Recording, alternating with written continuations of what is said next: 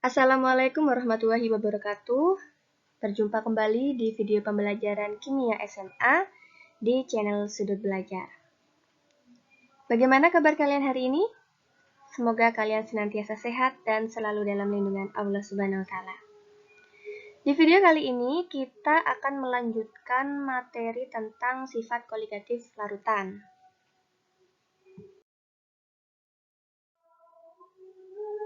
Di video sebelumnya, kalian sudah mempelajari apa itu sifat koligatif larutan, apa saja jenisnya, dan penerapannya dalam kehidupan sehari-hari.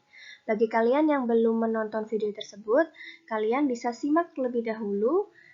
Link videonya akan Ibu taruh di deskripsi di bawah video. Nah, untuk kali ini kita akan memperdalam jenis-jenis sifat koligatif larutan. Khusus video ini, kita akan mempelajari sifat koligatif larutan yang penurunan tekanan uap.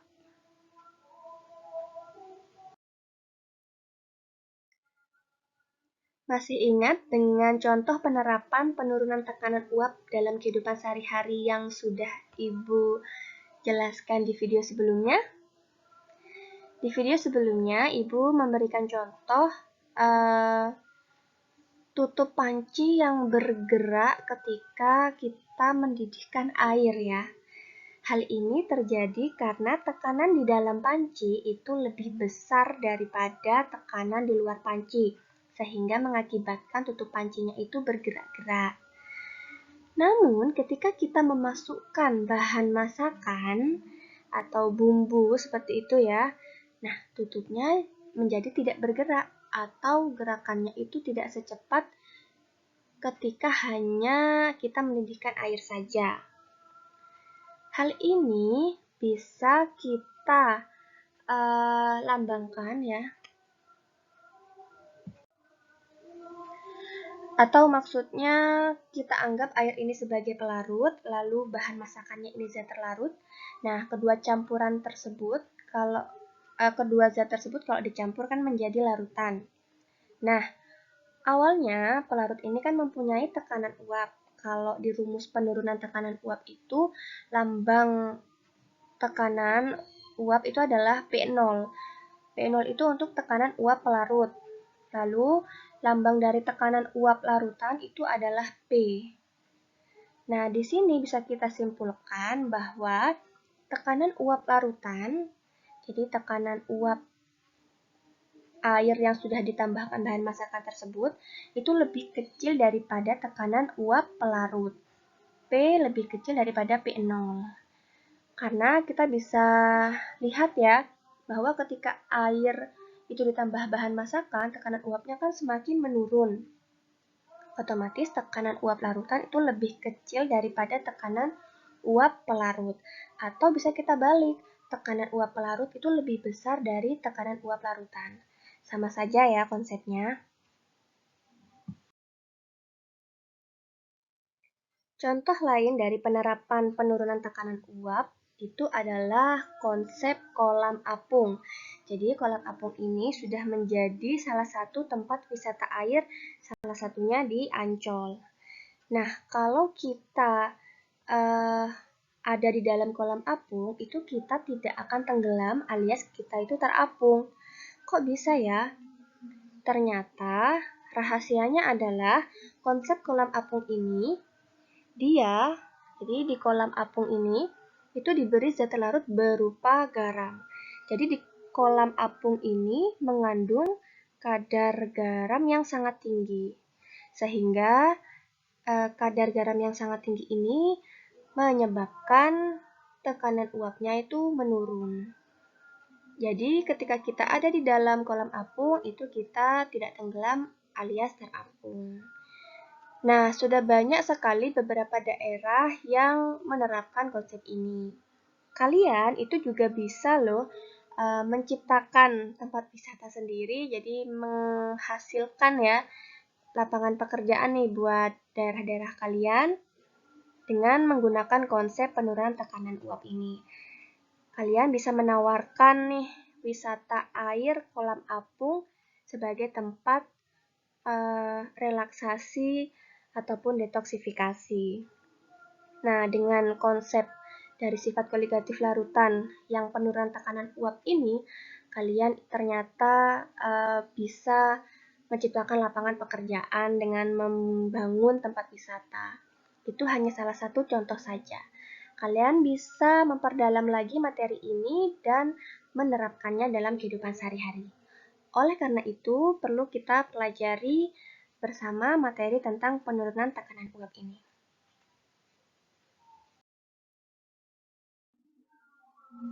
Baik, kita lanjutkan ya. Jadi, berdasarkan eksperimen seorang ilmuwan yang bernama Raoult, partikel-partikel zat terlarut yang masuk ke dalam zat pelarut itu akan menghalangi gerak molekul pelarut untuk berubah dari bentuk cair menjadi bentuk uap, sehingga tekanan uap jenuh larutan menjadi lebih rendah dari tekanan uap jenuh larutan murni.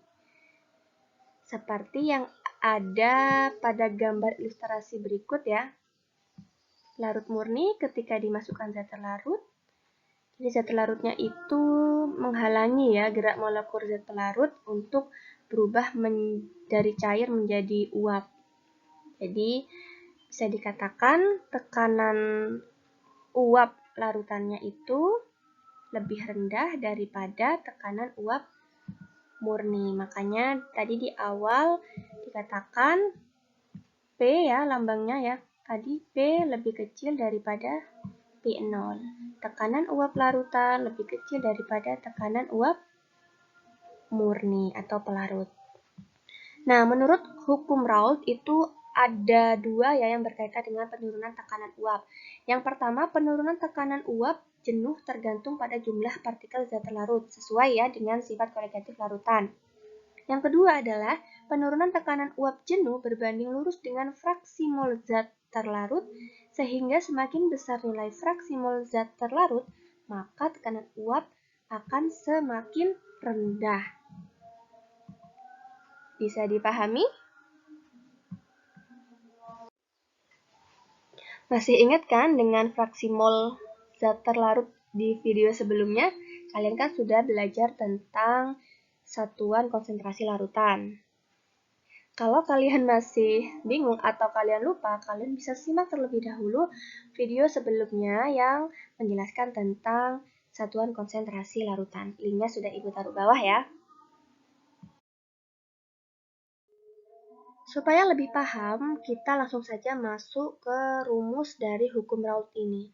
Jadi, sebelumnya dikatakan bahwa penurunan tekanan uap itu berbanding lurus dengan fraksi mol zat terlarut. Penurunan tekanan uap itu kita lambangkan delta P. Jadi, maksud penurunan tekanan uap itu adalah selisih antara tekanan uap awal dengan akhir gitu ya, atau tekanan uap zat pelarut dikurangi tekanan uap zat larutan, seperti yang di rumus 2 ini. Jadi tekanan awal dikurangi tekanan yang kedua setelah ditambahkan zat larut tersebut. Nah, kemudian XT ini adalah fraksi mol zat terlarut dikali tekanan uap pelarut. Jadi keterangannya sudah ada di bawahnya ya. Nah, rumus ini itu bisa kita turunkan lagi karena fraksi mol pelarut ditambah fraksi mol zat larut itu sama dengan 1. Rumus ini sudah ada ya di video sebelumnya. Maka kita bisa rubah tuh XT sama dengan 1 min XP. Nah, kalau XT di sini kita ubah jadi 1 min XP seperti hitungan ini ya. Rumus akhirnya itu menjadi P sama dengan XP dikali P0. Jadi ada 3 rumus ya. 3 rumus ini yang nantinya akan sering kalian gunakan saat mengerjakan soal. Keterangannya sudah lengkap, ada di bawah sini. Nanti kalian bisa sesuaikan dengan apa yang diketahui di soal, kemudian kalian tentukan mau menggunakan rumus yang mana. Oke, kita langsung saja ke contoh soalnya. Di soal pertama ini, diketahui tekanan uap jenuh air pada temperatur 25 derajat Celcius itu adalah 30 mmHg. Tekanan uap jenuh air berarti dia apa? P0 ya.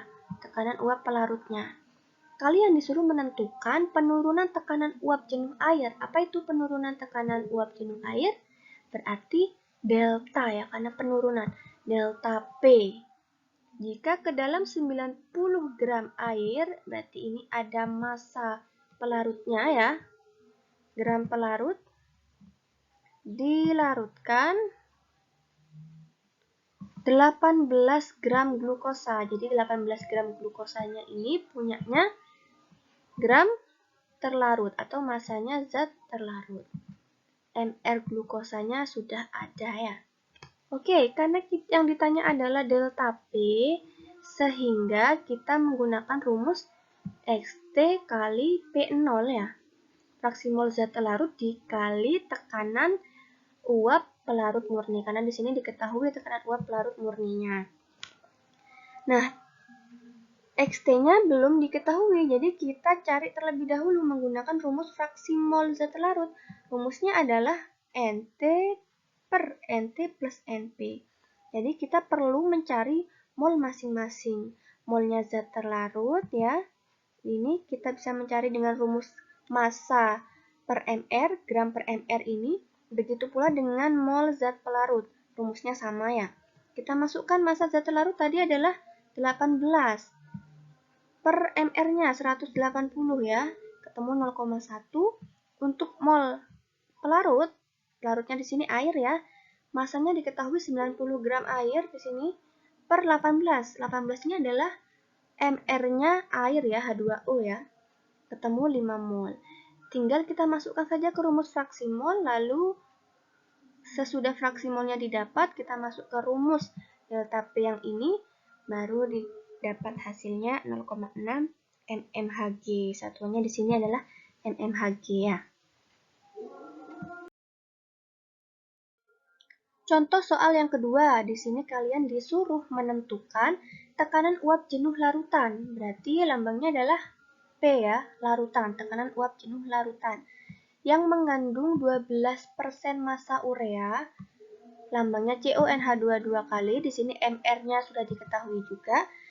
Jika tekanan uap jenuh air pada temperatur 30 derajat Celcius itu adalah 31,82.